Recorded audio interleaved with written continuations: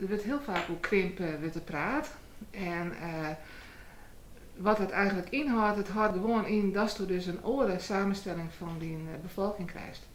Er is een werkgroep anticiperen-regio, want zo worden wij neemt. We hadden dezelfde problemen als de krimpregio's, maar die hebben het nog een beetje slimmer.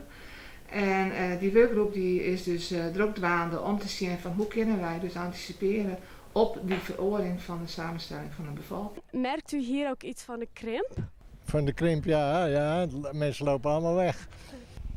Ik persoonlijk zou ik het zo niet kunnen zeggen. Nee. Nou, de winkels gaan weg. Hè? Ik weet niet of het in Dokkum krimpt. Dat weet ik eigenlijk niet. Nee. Daar zit ik net in. En, nee. Nee, niet direct. Nee.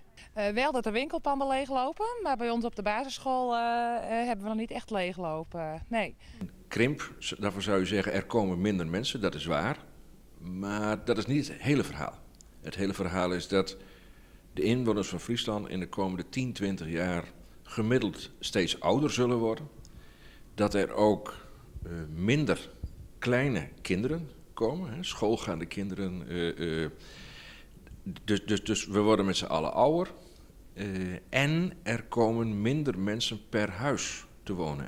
We gaan zeggen van ja, wij willen hier wat maar deze regio, we willen, want ja, Noord-Friesland, het is eigenlijk een beetje van, het wordt vergeten, het is daar 4 voet alweer, maar we zeggen nee, dat is niet zo, wij zorgen van welke projecten kunnen wij mal kunnen oppakken. En dan zult er een dynamiek ontstaan dat akkoord echt maar problemen helpen kist. Dus ik denk wij weer een voorrender, maar geerwerking tussen de gemeenten. En dat houden wij voor op de andere regio's. Ik denk dat Dokkum nog altijd het centrum wordt van deze regio. En dat Dokkum toch een stad wordt van gemêleerd zelfskip. En dat toch oud en jong nog welkom wordt. En dat Dokkum een hele mooie wendstad is. Een hele mooie stad om in te recreëren. Plus de toeristen die hierheen loeken dan ook, want Dokkum is een prachtige stad, de binnenstad. Wat wij zien, maar dat is al 15 jaar zo, is dat mensen over het algemeen meer van een klein dorp naar een groot dorp verhuizen en van een groot dorp naar een stad dan andersom. En dat betekent dat wij al heel lang zien dat er minder mensen wonen in kleine dorpen. Want Noordoost-Friesland, hoe probeert hij nou aantrekkelijk te blijven voor de mensen?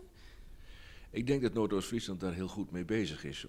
Aan de ene kant gaan ze over de gemeentegrenzen heen kijken naar hoe gaan we om met voorzieningen.